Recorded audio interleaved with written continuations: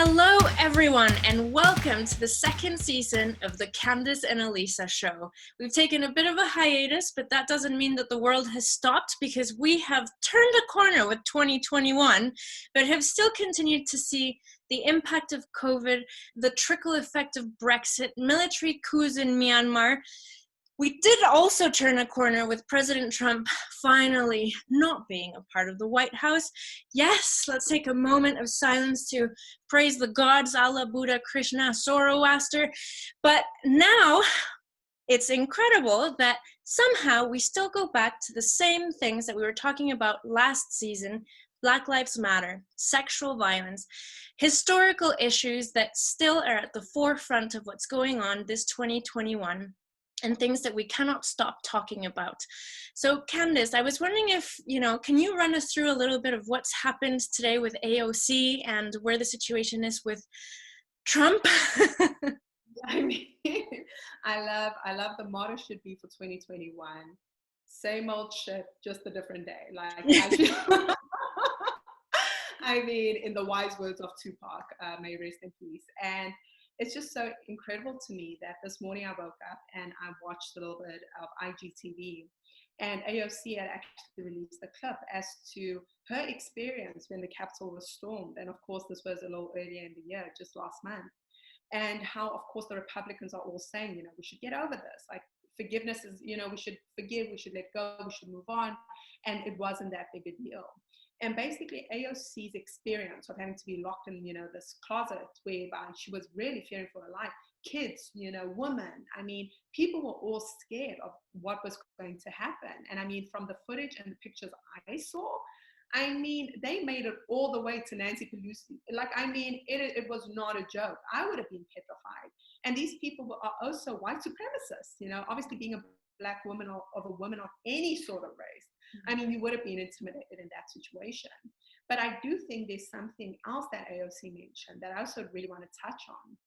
And she was talking about, the idea of, how being silenced now by the Republican Party, or at least how they're attempting to silence her, has actually brought her to a point where she wants to open up about the fact that she has been sexually assaulted in the past. And basically the person who had done it to her was using the same tactics that the Republican Party is using. And this is the first time she's come out about that too.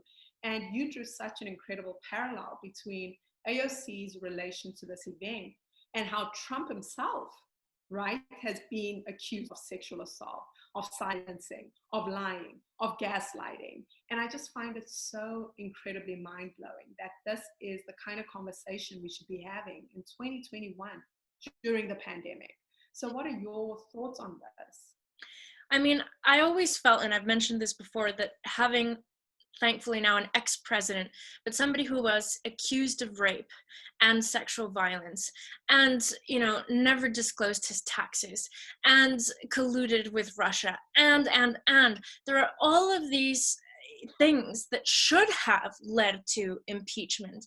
And now we've gotten to a point where we've managed to have a whole presidency. Now the Republican Party is saying, why impeach this man if he's no longer president? And I'll tell you why we impeach this man, because he does not deserve all of the perks that come with having served as president of the United States, because the presidency is a role of service. It's meant to be service to humanity. And as a leader of the most powerful country in the world, it's not just the US, it is the whole of the world, because his decisions have a ripple effect.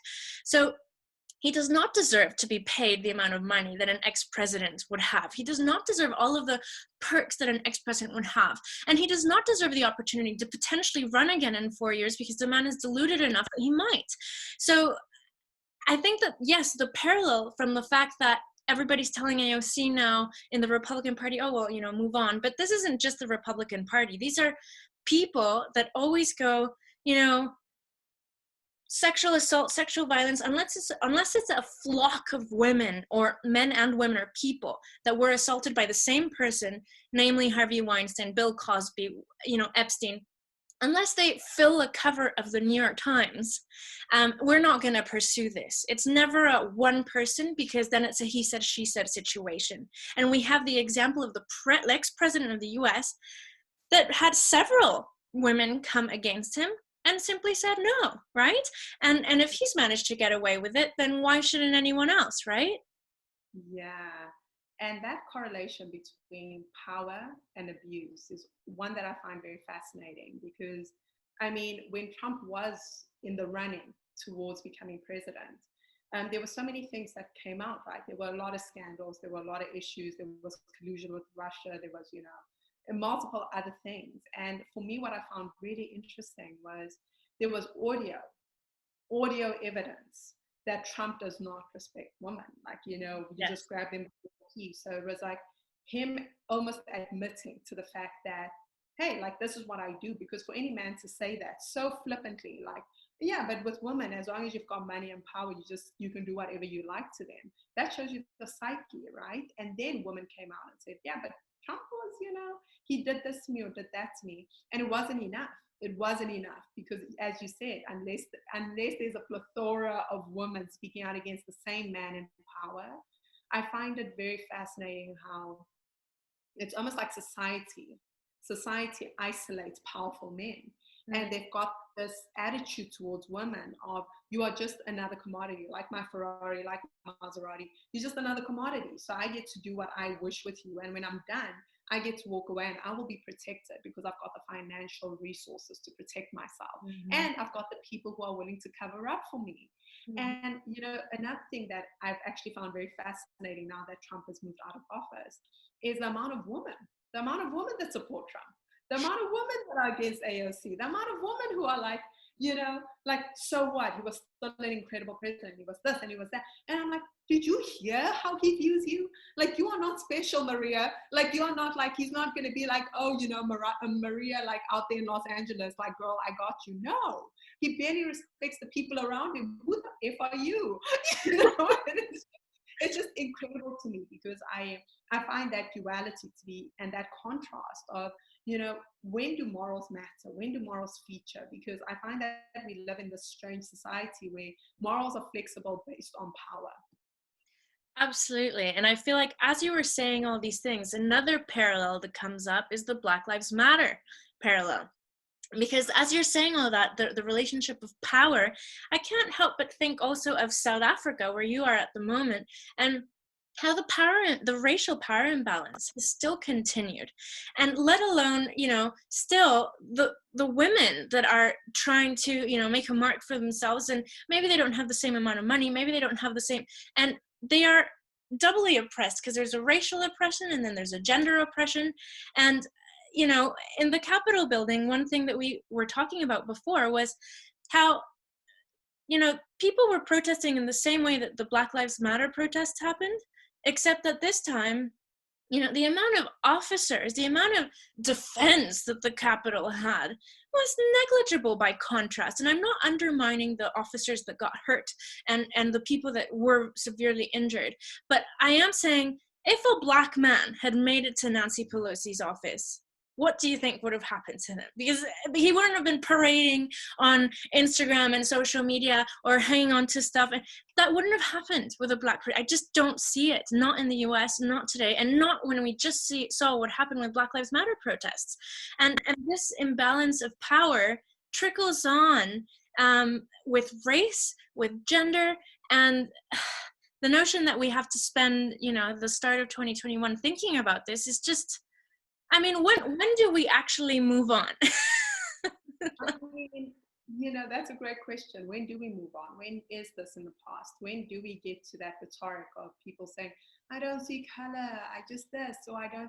And I'm like, it's very easy to not see color when you're not affected by color.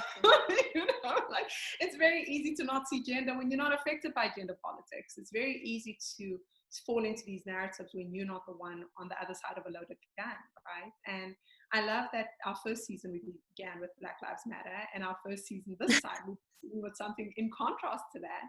And I very starkly recall the same people who were saying that it's barbaric, it's, you can't protest fix nothing, it's the lowest form of, may we not forget Trump himself said that protesters will be persecuted to the full extent of the law, right? Fast forward almost a year later to the mark, And we find ourselves in a situation whereby we're looking at protesters storming the Capitol, climbing, scaling these buildings, getting into these offices, threatening these people, and having the audacity to, number one, dress up because they knew they were going to have a selfie opportunity. Number two, take pictures. And number three, like, still talk to the officers in like a humane fashion, the officers escorting them out in a very lovely fashion, and I'm, again, no disrespect to the officers that were there. I do believe that they were having a really tough time, and it was really not something they could have anticipated. However, for me, the rush towards criminalizing the people that were protesting Black Lives Matter, as opposed to how people are all of a sudden, oh, can you identify this man in this picture? Oh, can you, because you know what, nothing would happen to them. Nothing happened to them at the scene of the crime. Now we've all got to be searching like we're all private eyes when you should have arrested them on site, right? Like, it's insane to me. And it's just another thing, again, whereby people will come out in a few months, when this kind of simmers down and be like, privilege doesn't exist. And I'd be like, oh, really? And what I try and explain to people is, all of us, like you and I, experience a certain level of privilege, right? There is a privilege to the kind of work we do. There's a privilege, to, if you're an attractive person versus non-attractive, to being this opposed to that, this opposed to that.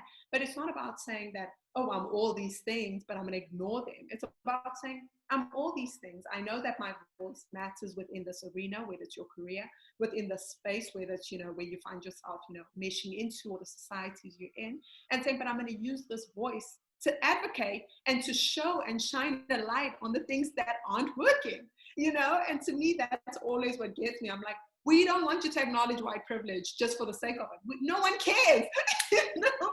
But being able to say, you know what, I am a white individual, or I am male, or I'm in a position of power, and I can tell you that from my position, this is what's happening to this marginalized group, and this is how we need to change it. Do you know why? Because they're your peers. They are willing to listen to what you have to say. Not another Black woman coming in and being like, hey, by the way, white privilege is a thing. No one cares in that regard, right? Like, kind of like the women who come out and speak against successful, wealthy men. No one really cares about their story until there's a plethora of people who are supporting that. And I think it was quite interesting how you said, we're now being turned into the private eyes, right? Whereas I actually think, we should be private eyes, but to uphold human rights, to uphold equality, like, to educate. And I don't mean that in a despairing kind of way, like, oh, I know more than you, but to actually engage with discourse. When somebody says something that makes no sense, actually put that extra energy on your Facebook wall or your Instagram, to do a private DM if you have to just say, hey, I didn't like this, rather than I'm just going to block you and pretend you don't exist. Because you know what? The US for a very long time has pretended that white supremacy doesn't exist. And now they're starting to talk about homegrown terrorism as an issue. And I'm not saying that everything you ignore is going to lead to some terrorist act, but I do think that we do have a collective responsibility. And as we saw last year with the surge of almost dictatorship-like leaders around the world, and populism and all of these things, and Nazi rallies, and all of these things, it's an anti-LGBTQIA rights, things being stripped from abortion rights, all of these things that have taken us back. It's like we do have a collective societal responsibility to make sure that we don't lose the plot, because if we do lose it, we're just going to see more of this happen and happen and happen, and it's no one's individual fault, but everyone's fault at the same time. And so this private eye concept, I think we almost must adopt now more than ever, and put the energy in. If you're stuck at home and you see someone post something on your wall that you deeply disagree with, maybe take that moment to just send. It doesn't have to be a public show of, butting heads. It can be a private DM being like, I didn't know this about you. Would you consider thinking this? And engage, because there's nothing worse than labeling people stupid and then blocking them. And then we see what's happened already, more division, more hatred, more anti, positive things, sentiments. I think I agree with the sentiment of what you're saying. at the same time, I probably look at it as, there's some people who are just, you just, it's like pushing against a brick wall. No matter how much you push, no matter how many factual sources you can bring to the table, they are going to quote you from a website that looks like it was created when the internet started. And this, no, you cannot trust an outlet like the BBC, but please go to www.factchecker.net.5.7.co, and you're like, girl, seriously? Or these dodgy ass graphics, and you're like, come on now. This is the guy you want me to believe over BBC? Thank you so much for your credible fact-checking resources, and I'm being facetious, of course, but I also think engage to the degree that someone's willing to engage, because Yeah, I absolutely. think for me, what ended up happening, especially during the Black Lives Matter movement last year, which obviously I was very engaged with and I was very in the conversation about, was that, people would bring in things that were not factual, but that were emotional. So they would argue from an emotional standpoint. And as we know, whether it's a one-on-one intimate relationship, or it's within a community, or it's in a larger scope of communication and television, when someone argues from emotions, there's nothing you can do to fix it. There's no factual evidence you can bring in. It's kind of like the mother who says, like, my kid is the smartest kid on earth. Empirically, we know that's not correct. But you're not going to say that, right? You're not going to be like, wow, if we had to really get down to it. You know what I'm saying? And sometimes I think that certain people, you've got to look at like that kid, like, the mother saying, like, this is the fact. And even though they're not actually facts, you've got to like kind of distance yourself. And if people, like, for me, I found that there were certain people I had to cut out of my life, and it's sad that I had to do so, but I had to like be like, go, like, I can't be friends with you. If this is actually really your belief system, then you and I have nothing congruently in common. Like, our values are fundamentally misaligned. Like, I had a friend who completely believed that, women should not have decisions on what goes on with their bodies. Like, she was like, no, God will say this. She did not believe in Black Lives Matter. She did not believe in any of these. And I was like, look, we are fundamentally different. You are going to fight me at every pit stop, no matter how many facts I make. And I'm like, you could be Christian. Don't have an abortion then. You control what happens to your body. But why should you play God in other people's lives? Why should you tell us, like, this is how it should go, And so for me, as much as I completely feel like there should be some sort of engagement, I don't know. I'm like blockity block. I mean, and I feel like as you were saying this, I can't help but think of the experience that we had together of trying to speak to a man who was an avid Trump supporter, a huge anti-vaxxer, and he had his websites and whatever. And we did try. We both tried, and we both failed. And we were left miserably, might I add. And we were both left with nothing other than just walking away. And yeah, I guess the question becomes, I mean, there are so many instances in which this happens, and we have gotten ourselves to a point where the polarity is so vast that at some points we are left without the possibility of even empathizing with the other side, because it is so bombastically foreign to us. And it's mutual. What do we do when we've gotten ourselves to this point? And there's so many adults in the world who are anti-vaxxers in the middle of a pandemic, anti-science, BLM, because all lives matter, because they can't grasp whose house is on fire at the moment. Like, all of these things, what are we left to do? Because that's where all of the anti-human rights sentiments start to brew. And I mean, this is a rhetorical question because I don't know the answer, and I don't think anyone knows the answer, but I'm just thinking, do you have any thoughts around what could we do, or is there anything left to do? Are we basically screwed? No, I think that's actually a great place to leave this conversation, because I think it can take us in so many different ways, right? Because there's so much going on right now. I think especially in a pandemic, when so many of us are actually just being bombarded with information and factual evidence as to, like, this may not be what I want to see, but this is what I'm seeing, right? I think many of us don't want to see the Capitol being stormed. Many of us don't want to acknowledge that racism is really a thing. Many of us don't want to acknowledge that if a man of power takes advantage of you, he's probably not going to get the justice that you hope for. Yet, we're living in this bubble of, how do we fix it? And I think from my point of view, it's adopting what you said, the private investigator thing, and saying, you know what, I may be one woman, I may be one voice, but if you're going to take advantage of me, I will make sure that within my power and capacity and capabilities, I'm going to expose you for it, and I'm going to take charge of my life. And, maybe there'll be others out there who support it, maybe there won't, but I really want us to leave it there and ask people, like, do you feel as though we should be having more open dialogues? How do you guys feel we should move forward?